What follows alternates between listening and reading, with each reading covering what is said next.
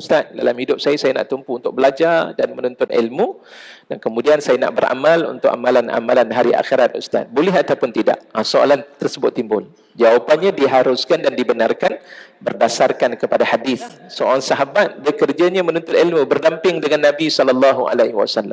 Sehingga saudaranya ketika itu mengadu kepada Rasulullah, ya Rasulullah, kenapa dengan dia ni asyik kerjanya menuntut ilmu, sedangkan saya yang menyara kehidupannya. Saya keluar bekerja, tak berkesempatan untuk menuntut ilmu, dan kerja saya menyara dia yang hidupnya bersama denganmu, wahai Rasulullah SAW. Akhirnya Rasulullah kata, la'allaka turzaqu bih. Mudah-mudahan kamu ini akan diberikan rezeki oleh Allah Subhanahu Wa Taala dengan sebab menyara orang yang menuntut ilmu. Allahu Akbar. Maknanya apa dia?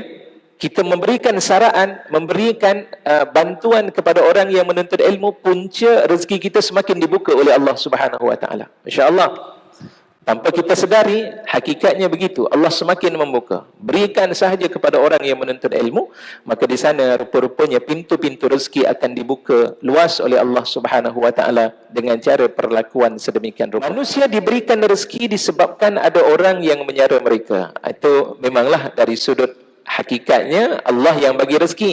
Tapi rezeki itu datangnya daripada manusia yang juga ditentukan oleh Allah Subhanahu Wa Taala, dan sebab itu dalam hidup ini Rasulullah juga memberikan kepada kita suatu perkara yang penting. Dengan maksud dalam hidup ni kita tak boleh nak meminta-minta selagi Allah memberikan kekuatan pada kita. Sebab itu dalam hadis Rasulullah sebut, al-yadul ulya khairum minal yadis sufla wabda' biman ta'ul. Tangan yang berada di atas artinya tangan yang memberi itu lebih baik di sisi Allah berbanding dengan tangan yang berada di bawah, artinya tangan yang meminta-minta, ya, dan mulakanlah dengan orang yang kamu sara. Maknanya orang yang wajib terlebih dahulu untuk disara dan diikuti dengan orang-orang yang berikut. Baik. Yang keempat, membelanjakan harta untuk para penuntut ilmu adalah punca kepada lahirnya pintu-pintu rezeki Allah Subhanahu Wa Taala. Itu sudah pun saya perjelaskan. Dan kemudian selain daripada itu juga apa yang disebut oleh para ulama, keharusan mengemukakan aduan kepada pemerintah. Sahabat Nabi tadi mengadu kepada Rasulullah SAW. Rasulullah yang memerintah ketika itu tidak salah.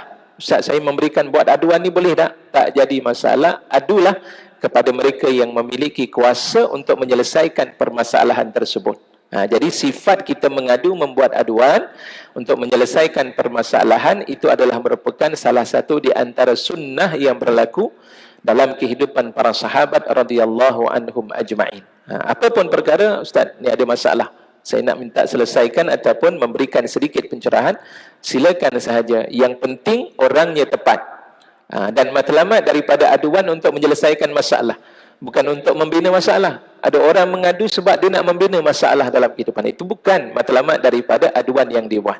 Jadi aduan yang kita buat ni nak menyelesaikan apa sebenarnya penyelesaian masalah yang perlu dilaksanakan dan juga dilakukan.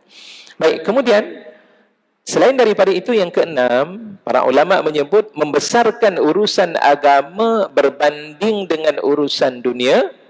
Itu juga adalah merupakan suatu keutamaan yang perlu diambil perhatian. Dalam hidup ni, apa sebenarnya urusan apa yang kita nak? Kita mestilah mengagungkan dan mengutamakan urusan-urusan berkaitan dengan agama. Dalam waktu yang serupa, memang urusan dunia perlu diambil berat. Tapi jangan sampai kita pinggirkan akan urusan-urusan yang berkaitan dengan urusan-urusan agama.